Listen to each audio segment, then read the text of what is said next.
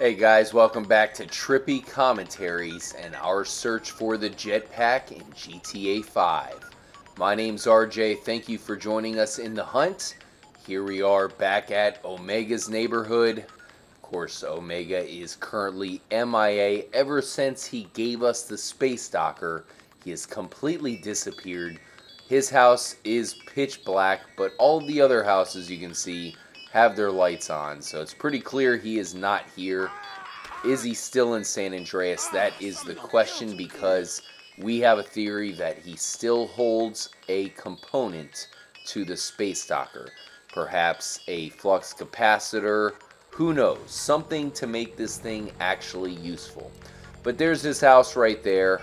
In the last episode, we did try to break into the garage where we first acquired the Space Docker, and it turns out there is a glitch that will let us get into the garage, and that same exact glitch will allow us into Lester's house, where we have a huge new clue to show you guys. This could definitely directly correlate to the Chiliad mystery, and it lets us know that our suspicions that the Space Docker is intended to be a DeLorean could be exactly right. Now, if you did see the last episode, you might have noticed this flashing package next to Omega's stairwell that we did not notice. Turns out it is just a set of body armor. Unfortunately, it is not a flux capacitor. But let's go ahead and show you guys how to glitch your way into Omega's garage. You're going to want to get onto his roof. It could be a little bit tricky. You might want to bring a truck over to make it easy on yourself, but I recommend just trying to jump on this railing here. That should do the trick. Go ahead and stand on a section of the garage that you want to transport inside, and then switch up your characters. In this case, let's go ahead and check on Jason Voorhees. Let's see what he's up to.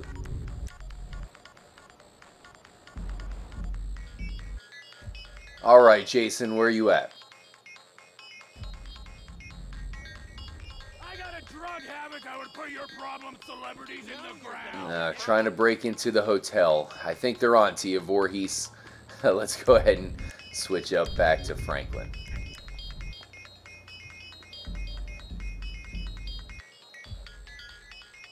And there you have it. We are now inside of Omega's garage now. There's really not too much for me to point out here. You can see all the original spacecraft parts that we had to locate in order to obtain the Space Docker. There was one kind of a cool little mini UFO that Omega was messing with when he did give us the Space Docker, but doesn't look like that's still in here. There's some interesting equipment, and you have a box here. Perhaps there is something inside the box. Doesn't seem to be the case, but other than that, there's just some tools and some other miscellaneous objects. Now, let's go ahead and head to Lester's house. There's a bunch of crazy stuff there. Before we do, I do want to make one quick pit stop just to show you something. I'll meet you guys there. Here we are at the mysterious alien water towers. I know I pointed this out in the last time. I just wanted to reiterate. There is this marker here that says 78 and 10.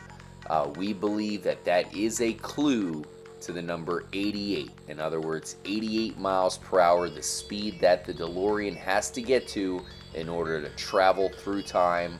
The Space Docker is designed directly after that DeLorean, or at least it's inspired by it. So that could definitely be a clue. I just wanted to show that off one more time before we head to Lester's house. I'll meet you guys there. Alright, and here we are. There is Lester's house right there. You can definitely tell it's his. There are a bunch of cameras out front, no trespassing signs. He has a beware of dogs sign, but I'm pretty sure he does not own a dog. If you walk up close to his house, you can hear what sounds to be a vicious dog barking. He must have some sort of recording set up. If you look at his welcome mat, it says not welcome. He's definitely hiding some things inside here, so we're going to have to take advantage of the glitch that we used over there at Omega's garage. You can find a nice little stepping stool here on the side of the house, and you want to stand right about in the middle, use the same glitch, and I'll meet you guys inside the house.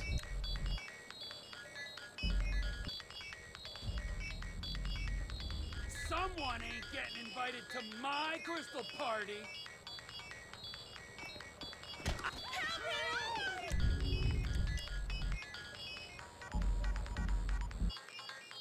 And here we go. We are now inside of Lester's house. This is where things get crazy. There's a lot of really interesting symbolism found in here, guys, especially because a lot of it correlates with some of the things that we've been trying to find around San Andreas. One thing we've been trying to locate is demonic symbols, like the one found underneath the Zancudo Bridge. Lester's house definitely has a couple of them. You can see a drawing right here of what seems to be some sort of demon. You have a poster that says the Chasm of Rupture. Some pretty cool robot guys down here. If you come to this back room, you can see another demonic figure picture right here. Another thing people have been trying to find are Illuminati references. You have a poster right here, and on the other side, you have one that says, "The man is watching you." And if you look at this cabinet right here, you can see an Illuminati hand signal right next to a sticker that says onion ring. Now, if you look at this box right here, it says zombie outbreaks. And to the left, there is a poster that says zombie on fire. So maybe that's a clue that they will release a zombie DLC just like Rockstar did with Red Dead Redemption. Back here you have a poster that says Vinewood Zombie. So some pretty interesting stuff. I have a feeling that these are all clues that Rockstar is giving us. And the biggest clue of them all, if you come over here, you can see a poster that says "Accept the Truth" with a UFO on it. I think that is definitely letting us know that there will be more alien involvement here in San Andreas, that's for sure. You can look at these sticky pads. Nothing really seems to be too special. It's kind of like chicken scratch, so I really can't make it out too well. But if you look at the one to the right, you can see it says 88. And to the right of that, that looks very much like a MPH, 88 miles per hour. And on the bottom of the sticky note is a vehicle that looks a hell of a lot like the Space Stalker and the DeLorean. So is this a huge clue that we do indeed have to bring the Space Stalker to 88 miles per hour? You can find the same sticky pad over here. Same little vehicle. Definitely 88 right there. Very interesting, guys. Definitely let me know what you think. We have a map right here. It says watch everything.